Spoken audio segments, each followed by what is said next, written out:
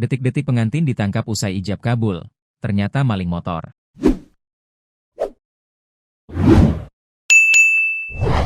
Detik-detik pengantin pria berinisial H, 24, diringkus polisi setelah menjalani akad nikah dengan wanita pujaannya.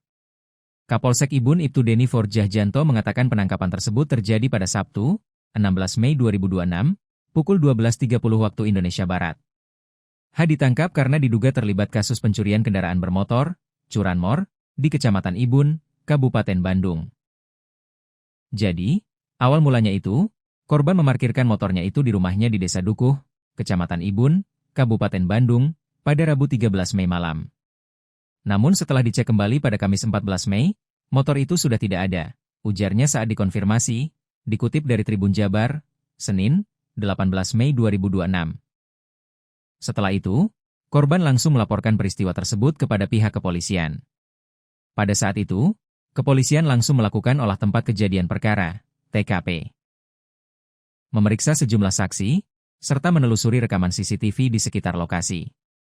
Dari hasil penyelidikan itu, pihak kepolisian menemukan salah satu rekaman CCTV yang menampilkan identitas pelaku. Salah satu dari dua pelaku merupakan H, pada saat melancarkan aksinya dirinya sedang menggunakan sweater hitam. Disitulah identitas pelaku ditemukan.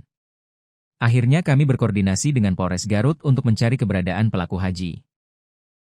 Tak lama dari itu, kami menemukan kabar bahwa salah satu pelaku sedang akan memberlangsungkan pernikahan, katanya. Tepatnya pada Sabtu, 16 Mei 2026, kata Deni, pihaknya dan juga personel dari Polres Garut mendatangi tempat pernikahan pelaku H, yang berada di gedung PGRI, Jalan Raya Pasundan, Kelurahan Kota Kulon, Kabupaten Garut. Jadi pelaku diamankan saat sedang prosesi resepsi pernikahannya. Pelaku tersebut diamankan tanpa adanya perlawanan, ucapnya. Selain menangkap pelaku H, Deni mengungkapkan bahwa pihaknya juga menyita satu unit sepeda motor Honda Beat berikut dokumen kendaraan serta rekaman CCTV yang memperlihatkan aksi pencurian tersebut.